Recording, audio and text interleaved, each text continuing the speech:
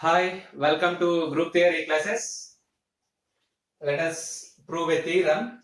The set capital G of p minus 1 integers 1, 2, 3 and so on p minus 1 where p is prime form a finite abelian group of order p minus 1 with respect to multiplication modulo p. With respect to multiplication modulo p. I repeat the statement. Capital G is the set of p minus 1 integers 1, 2, 3 and so on p minus 1 where p is a prime number forms a finite abelian group of order p minus 1 with respect to multiplication modulo p. Let us prove this theorem.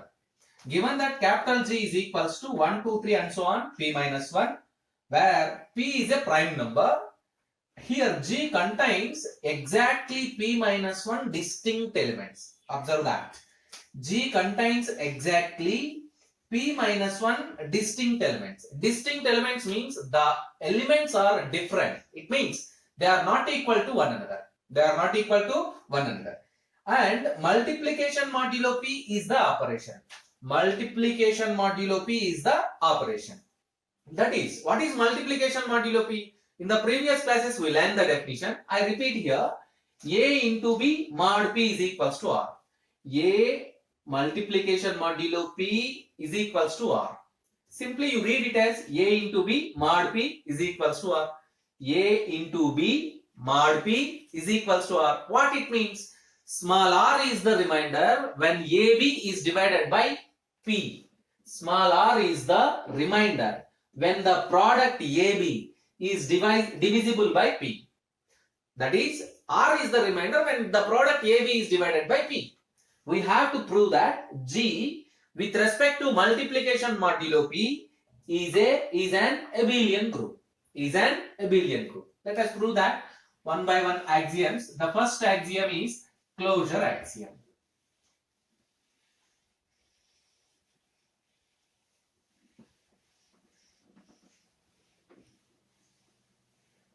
Axiom number 1, closure axiom.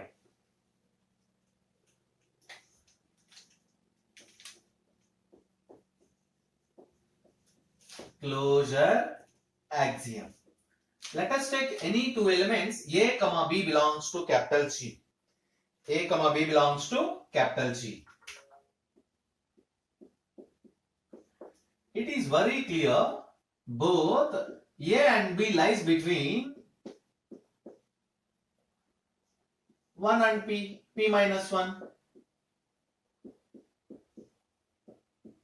You observe that both a and b lies between 1 and p minus 1.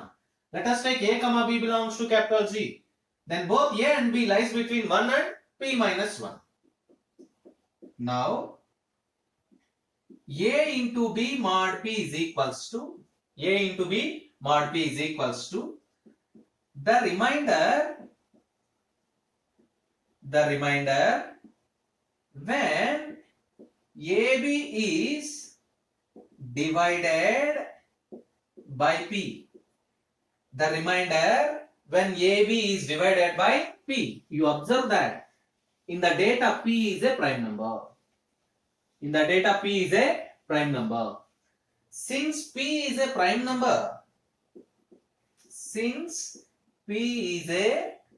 number, and both a less than or equals to p minus 1, b also less than or equals to p minus 1, the remainder is not 0.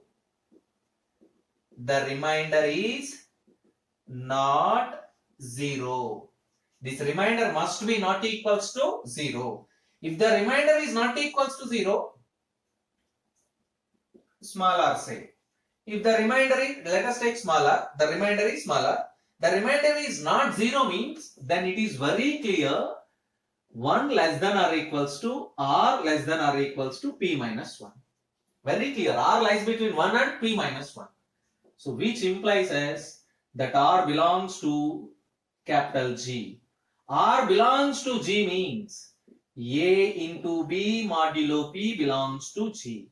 Therefore, a into b modulo p belongs to G for all a comma b belongs to G.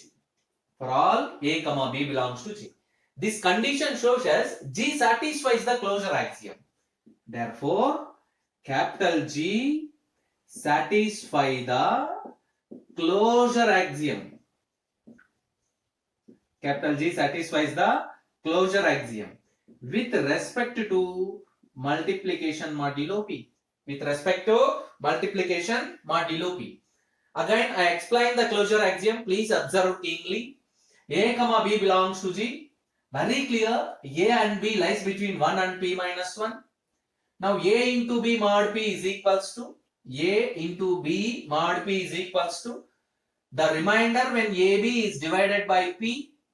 Since P is a prime and A less than or equals to P minus 1, B less than or equals to P minus 1, the remainder clearly not 0. The remainder clearly not 0. It means remainder lies between 1 and P minus 1. It means remainder belongs to G.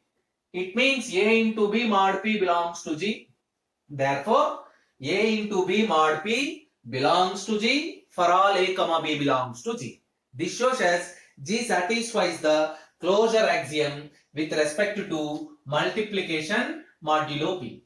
Let us prove the associative axiom.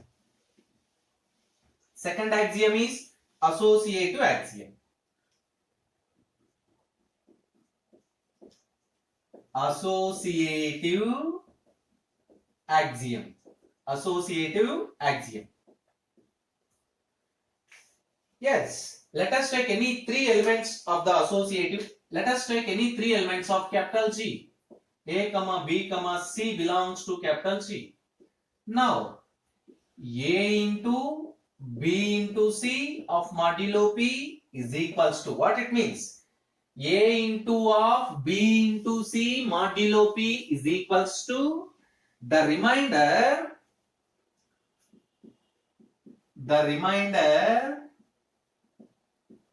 when A into of B into C is divided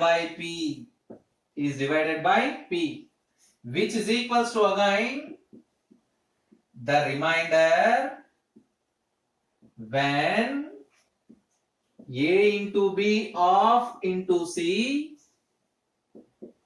is divided by P. This is nothing but A into mod P into of C modulo P.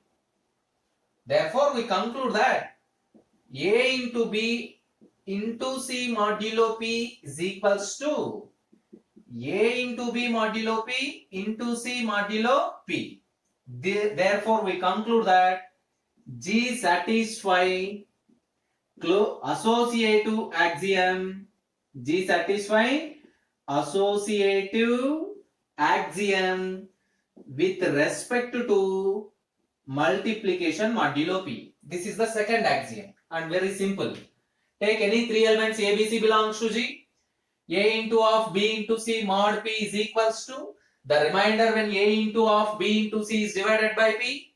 It is nothing but the remainder when A into B of C is divided by P. This is nothing but A into B mod P into C mod P. Therefore, we conclude that G satisfies the associative axiom with respect to multiplication modulo P. Let us prove the third axiom. What is the third axiom? Existence of identity. Existence of identity.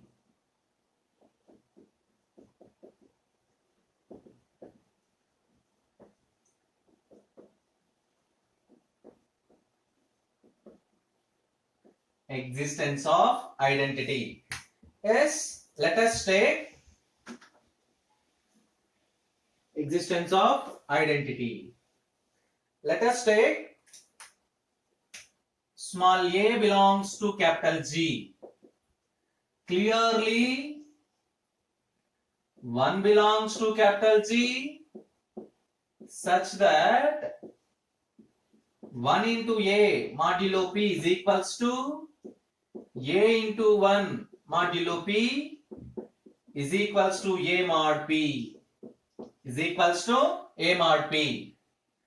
Therefore, this shows us 1 is the multiplicative identity. 1 is the multiplicative identity in capital G with respect to multiplication modulo P. One is the identity, not multiplicative identity. Therefore, one is the identity element in G with respect to multiplication modulo P. Next, we prove the fourth axiom, existence of inverse. Fourth axiom, existence of inverse. Existence of inverse. Let us take S belongs to capital G. It is very clear 1 less than or equals to S less than or equals to P minus 1. Now consider the following P minus 1 products. It means we multiply every element in G with the element S. We multiply every element of capital G with S. So 1 into S mod P, 2 into S mod P, 3 into S mod P, and so on P minus 1 into S mod P. Already we proved the closure axiom. So all these elements, all these products are elements of G by using closure axiom. We prove the first closure axiom. So all these products are elements of G. Suppose I comma J are any two integers such that I lies between 1 and P minus 1, J lies between 1 and P minus 1, and I greater than J. You observe that how we define I and J. I comma J be two integers such that 1 less than or equals to I less than or equals to P minus 1, 1 less than or equals to J less than or equals to P minus 1, and I greater than J. Then very clearly the subtraction of I and J means I minus J lies between 1 and P minus 1. Assume that I cross S, I into S mod P is equals to J into S mod P. Suppose means we assume that any two of these products are equivalent. Any two of these products are equivalent. I into S mod P is equals to J into S mod P. What it means? IS and JS leave the same remainder when they are divided by P. I repeat, IS and JS leave the same remainder when they divided by P. What it means? P divides IS minus JS. It means P divides I minus J into S. It means, and P is prime. P divides I minus J into S and P is prime. By applying prime definition, P divides I minus J or P divides S. This is clearly a contradiction because P is a prime number. Because P is a prime number. Suppose if you take P is equals to 3, then G contains only two elements 1, 2. You observe that G contains only 1, 2. 3 does not divide 1. 3 does not divide 2. 3 does not divide 2 minus 1. So very clear, this is a contradiction. This contradiction exists because of your assumption I cross S mod P is equals to J into S mod P. So these are not equal. What it means? All the elements which are formed here 1 into S, 2 into S, 3 into S, and so on P minus 1 into S mod P are distinct elements. But G contains only P minus 1 elements.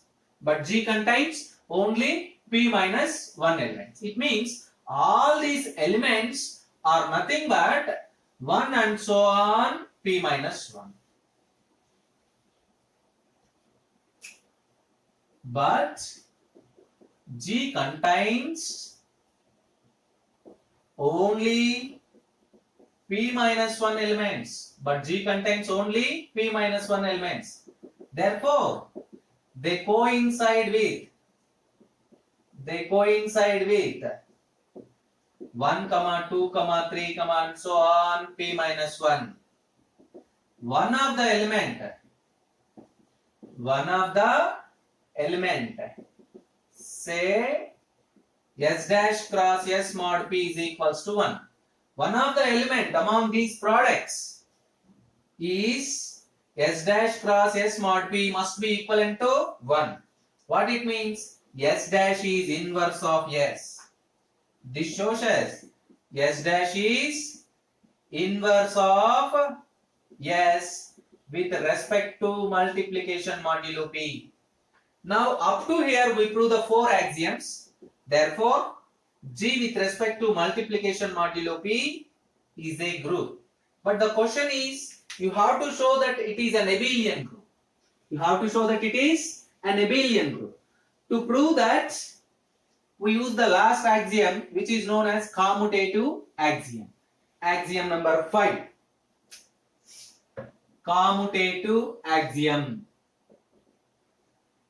Commutative axiom. Let us take any two elements A, B belongs to S.